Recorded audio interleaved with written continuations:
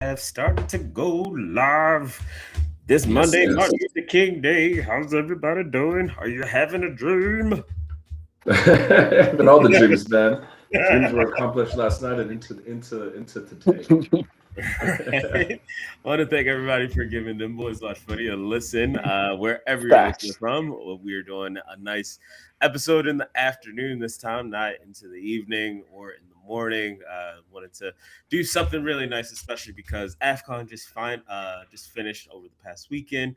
A lot of amazing things, and gotta give some big ups to Senegal. Really happy. They did the damn thing. Did the damn thing. But also wanted to thank everybody for liking, sharing, subscribing us, and to give a big up to our sponsor, Chixa.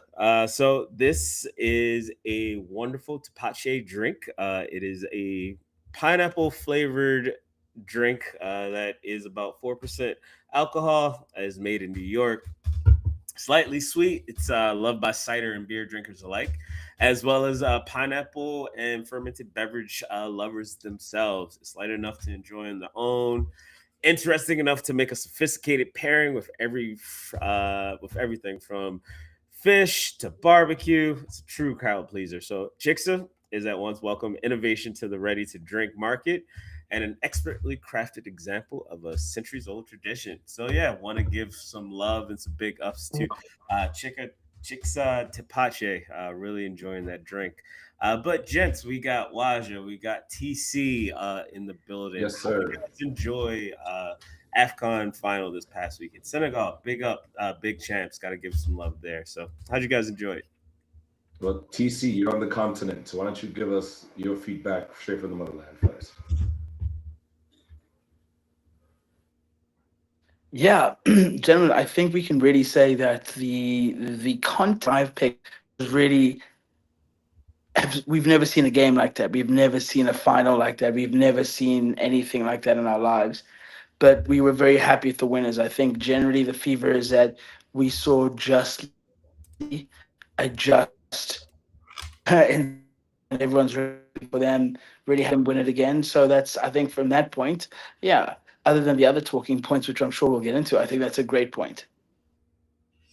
Yeah, man, I would agree. Just like you said, it was definitely not a match I've ever seen before. Anything of that kind has literally never happened. So that was a Yeah, first, and we're going to get into it. But big ups to Senegal. I think it was a real back and forth match, but Senegal was taking it really. I mean, they had the most possession. They were the more powerful team.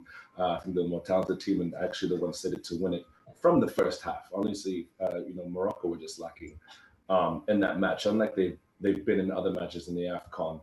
Of course, and that was also their first home defeat since March of last year. So mm, it was a different Morocco, I think, but it was also a very different Senegal, very strong Senegal. Um, and obviously we're going to get into how the win unfolded. But yeah. yeah, man, big ups to the winners. I think it's a shame that the host country couldn't you know replenish their 50-year drought. But yeah, man, big ups to Senegal for taking that W. Yeah, for sure. I mean, to your point about the host country, I think since 2006, host country has not won the AFCON. So something to really look forward to the next time that it is being hosted into a new country. We'll see if they, and as well, Senegal, two-time champion Sadio Mane. African Player of the Year, as well as a two-time AFCON champion. Not many can say that. So, really big ups to that squad, especially through all of the crazy controversy. Do got to give a big shout out to our mayor, Mamdani. He was able to produce a watch-along party at City Hall this past weekend. Very Yeah, upset big that ups we to didn't there. do it. Yeah, very upset. We probably should have set up somewhere, tried to do some things, but I didn't know about it until it actively happened, and I'm seeing like all of these posts going live viral. So, gotta get in the know now. So, Yeah, uh, yeah. I was on his Yeah, IG and I, everything. I was like, yo, I what's the think info? yeah, I did see some massive celebrations of Senegalese going down in Harlem. So a massive, huge population celebrating there. I think one of the interesting facts about it is that Sadio Mané, like you said, is one of three individuals who've won the AFCON more than once, been African Player of the Year, the other two being the top goal scorer in the AFCON, which is Samuel Eto'o, and then the other one being like one of the other greatest players is Roger Miller. And I think the other funny part is that up until yesterday, Senegal had never scored a goal in the final, which I Yeah. think that in itself was something in it. And what a goal it was, what a freaking goal it was. Put there, right, left foot, top right corner. I think beautiful goal. I think time and place is really crazy actually to think about it. After what happened, and then to go into extra time. From extra time onwards, it was just a completely different game, in my opinion. I think what you saw was just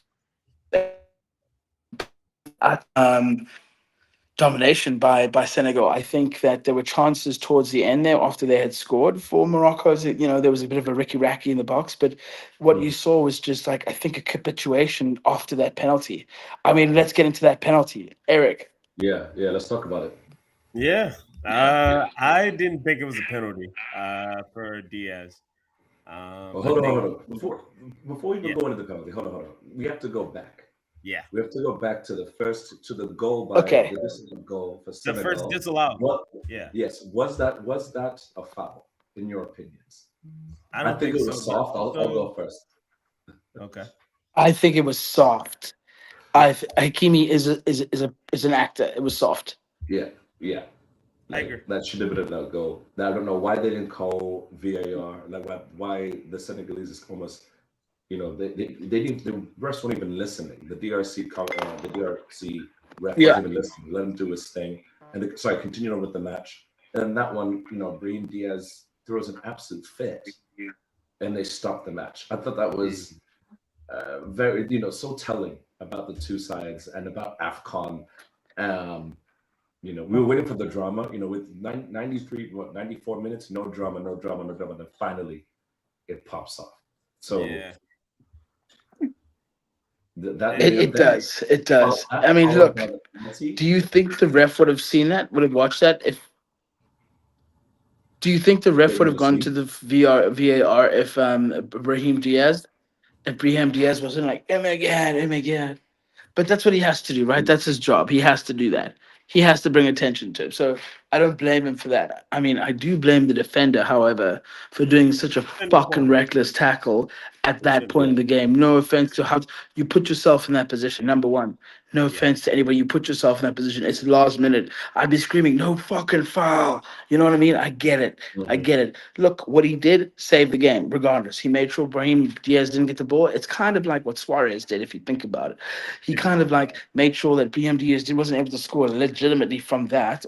So then he went up for a foul. We then had a whatever you want to call that, rigmaroles for fucking 25 minutes of fucking handbags. And then all of a sudden he tries something I've only seen the audacity of an orange-faced fucking president trying to take over someone's sovereign land in 2026 would fucking try and do in the last fucking kick of a fucking game. The audacity. I mean, and the audacity about that. Yeah. Against Edouard Mendy. Against Edouard Mendy too. Not like some Sunday League player, goalie, Edouard Mendy. Yeah, Edouard Mendy has saved many a Panenka as well.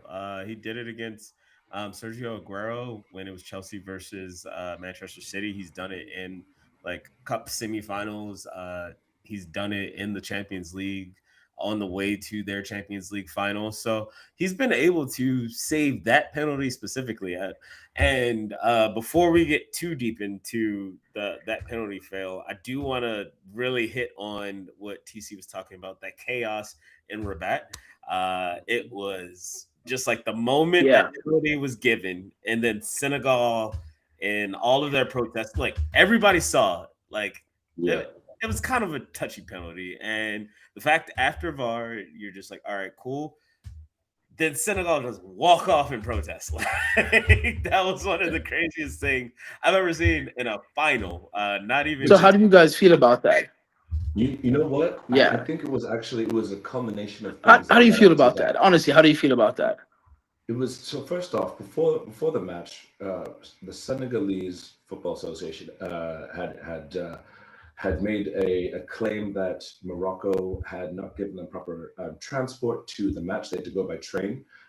Then their training facilities was right next to Morocco's, and they were only allocated less than 3,000 tickets to for their fans to the match. Right. So there was that And part. there was no Then security as well. then there was no security, and then there was also the whole incident with, as if you've seen the videos, and to our viewers, if you've seen the videos of the Moroccan ball boys stealing towels from not just the Senegalese players, but from actually multiple goalies. Yeah. The whole And tournament. that, yeah, so the whole tournament, so that was that going on, right? So again, this is very much a building up to this precipitous moment where then the Senegalese players, and I don't condone it. I don't think a team should ever walk off. I don't think that situation should have happened, and shame on the manager for even allowing it to happen. But still, um, that was just like it Yeah. all just blew up right then and there. I mean, you even saw that their traveling band, started, then getting into a fight with, with people there as well. So it was the best and the worst of football, very Yeah. very quickly. Oh, it devolved very quickly, and Eloquently said. yeah, it was definitely scenes.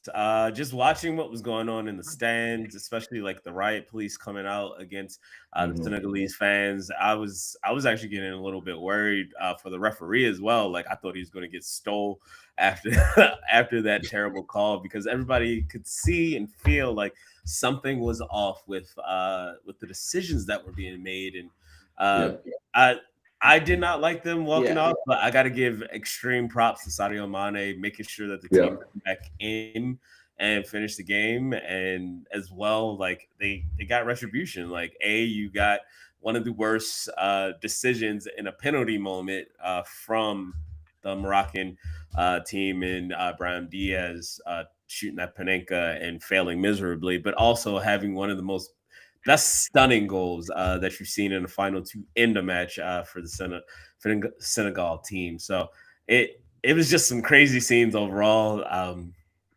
I really enjoyed the tournament, even with all of the madness that was going on, and even the scenes after the match with Yeah.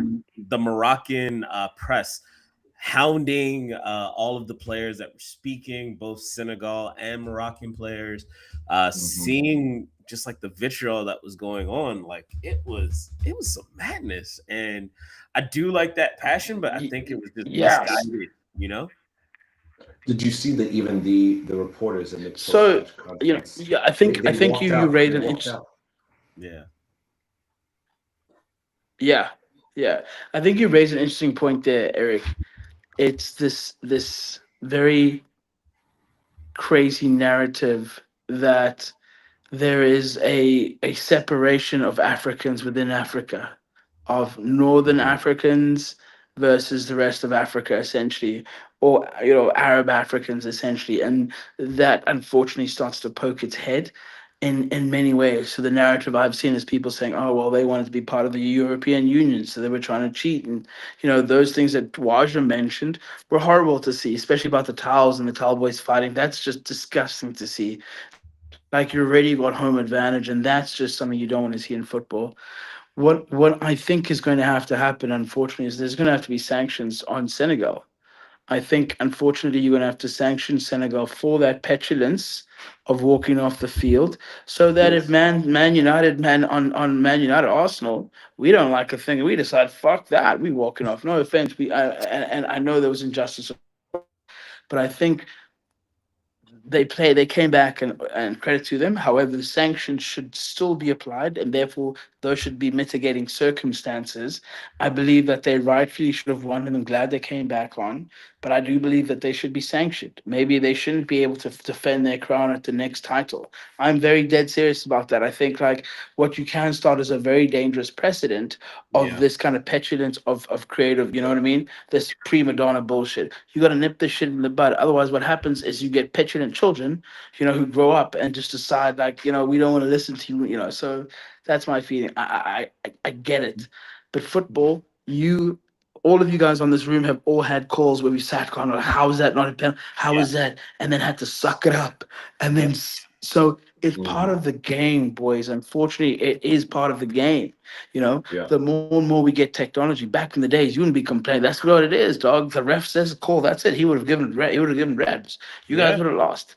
But you know, so it's a dangerous slope we go on if we reward this behavior too long. I understand they came back on, but they should definitely be sanctioned where they can't defend. My thing is they can't play the next one, regardless. They It can't. was like 15, 20 minutes. Like, you have completely disrupted the match. Like, I'm surprised the referee didn't even call the match there when Senegal didn't want to come on. Like, you essentially started forfeiting. I'm glad that everything got adjusted, but Exactly. like, that's like the cause and effect. Like, you as you're saying, it's kind of nail on the head that you're giving TC is like, you should not reward terrible behavior, especially when the eyes of the world are watching, because everyone has enjoyed this tournament so much. It's been a very great Yeah. eye-opening experience. It's really helped open up a lot of different culture around the world. We've been talking about the Congolese team, as well as how their fans have been showing support. We've talked about all different parts of the African diaspora playing in this tournament, showing the different cultures, the fans within the tournament, how Morocco has actually like hosted a very amazing tournament. Like, Yeah, absolutely. and it's just really, really tough. Like, Beautiful tournament, yeah. yeah, the controversy around it to end, even though everyone is saying like justice has been served, Senegal has won, there still has to be some type of solve for how they ended this tournament, you know. But like, Brahim Díaz, I'd have to ask, do you think that Panenka was that intentional, or do you feel as though he was just trying to save face and said, "Oh yeah, it's just ball don't lie, let's just play"? Waj, I'll give it to you. Oh, thank you. I've been thinking a lot about this. First off, yes, I think it was intentional. Um, if you were watching, the fracas between Brahim Diaz and, but more so, done by Edouard Mendy when he was playing mind games with him, the game had been deflated. Brahim Diaz is waiting, he feels that he's been assaulted, all these different things that he's, he wasn't even supposed to take the penalty, but they gave it to him because he was going to be the golden boot winner of the competition, rightfully so. To do Panenka was just stupid, but I think Edouard Mendy, if you watched it, Edouard Mendy maybe spent about, from what I watched, at least 2 minutes just playing mind games with him, getting in his face, coming up to the ball, doing multiple things. So I think that all led up to that horrible decision that Brahim Diaz didn't really know what to do. That's something that he's going to have to live with for the rest of his career, which is, that's a real shame for him, because he is such an amazing player and he had such an amazing tournament. So for him to absolutely not score that way is quite sad. But yeah, I think it was intentional. Okay. TC? I have so when you meant intentional, did you think he meant to Panenka it to the keeper unintentionally and not score? Well, yeah, not score intentionally. Do you feel as though that was an intentional thing, or do you feel as though he was just like, he was so clever that he was definitely going to embarrass Senegal on this stage after everything that they did? Oh, I meant the latter too, by the way. Yeah. Yep. I was, I thought about that while the fracas was going on. He was setting up. I thought that he would exactly do that. Sportsmanship would come in and he would roll it in and say, "Guys, let's just play 30 minutes next." But his reaction afterwards and that was completely intentional. He did it to embarrass and to end the game. He thought he was going to end it like that. He thought, I'm going to end it and then like a Panenka at home, Morocco, that's what he thought, And as a keeper, as a former keeper, if you dive late, you catch that shit and you're like, you are a fucking idiot. Why would you do that? So I think he intentionally tried to do it. He tried to finish too clever. Never ever finish. If the score was 6-0, yes. But otherwise, sink it.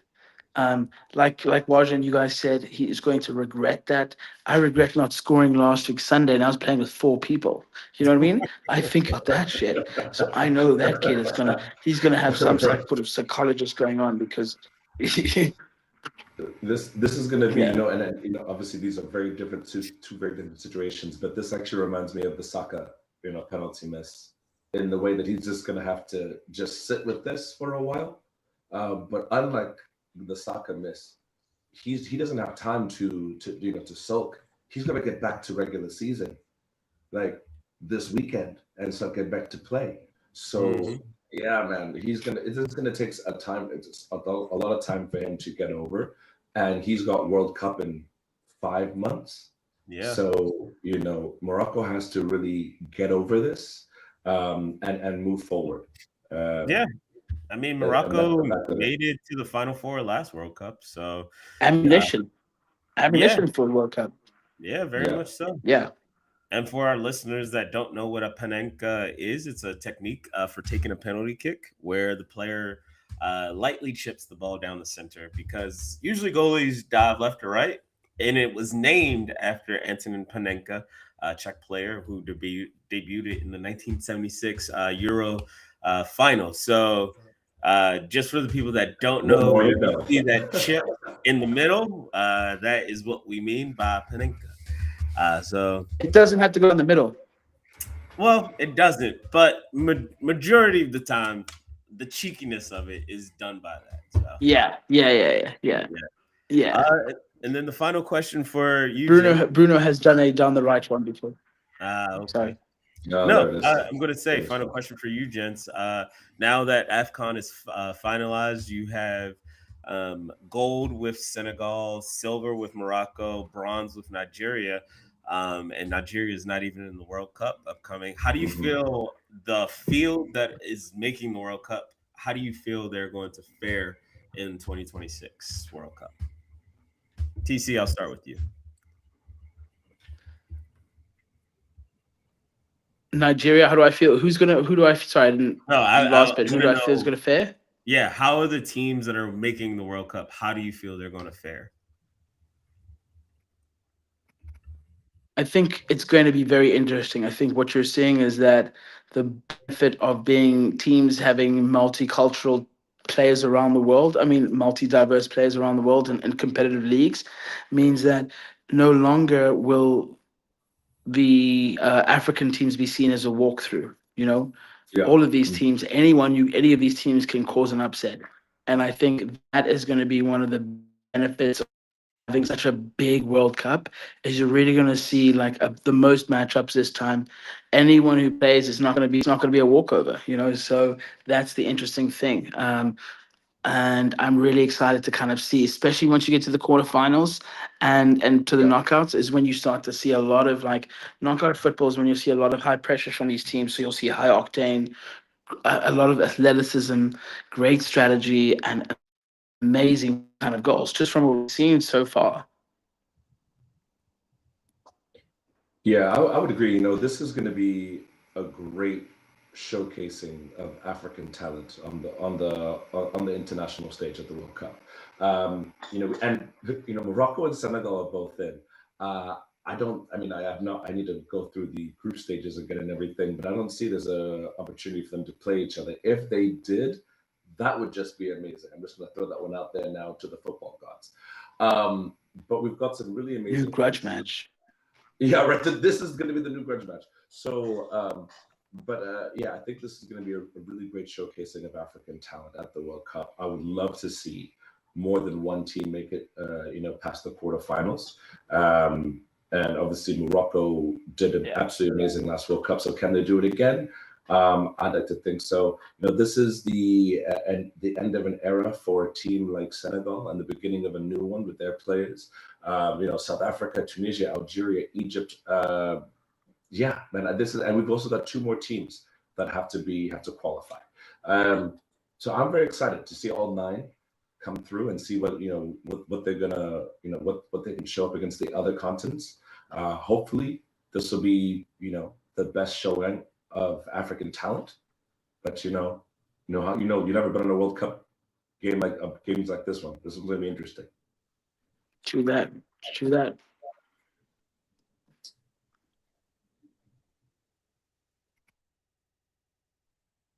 Oh, you're on mute. I'm still Difficult difficulties. Yeah. I was like, No, I can't hear anything. Yeah. No, yeah. I was saying similar to how you guys were describing looking at the team outlooks. I feel as though at least from the 9 that are making this World Cup, I feel as though at least 4 are going to make it out of the group stages, and I feel 1 is going to go on a nice little run. I think 1 is going to actually make it to the final. That barring some really big things that can happen. I just feel as though right now, Senegal, Morocco, just the way their teams are set up, I feel as though they have the best chances to make it to a World Cup final. As well, I feel as though against European and South American teams, their styles and the strength and their intelligence on the pitch, it really gives them a strong chance. I feel as though some of these other squads, like the atmosphere that they bring to the World Cup, you're just going to see some amazing things for the people that actually are able to travel to support their squads. And I'm just very excited to see like how this, after this tournament, how the world now reacts to seeing that, like African teams in other spaces. So that's a really good point too. Yeah, that's a really good point you brought up about the fans. Obviously TBD to how fans are going to be attending the matches, particularly in the States, as we know. But not getting into that, that's a conversation for another day. Yep. But we did see a fantastic showing out of the fans in this AFCON, and for the qualified teams that are going into the World Cup, we have some really great fan bases coming. So whether it's in the USA, Mexico, or Canada, I hope they can bring the vibes of the AFCON to the world stage, because as we know, this is the biggest party in sports, and we get and football has arguably the best fans in the world. So I hope that this will be a time to remember that we don't have any of these fracasses. I don't believe we will. I think this is going to be also one and done, but.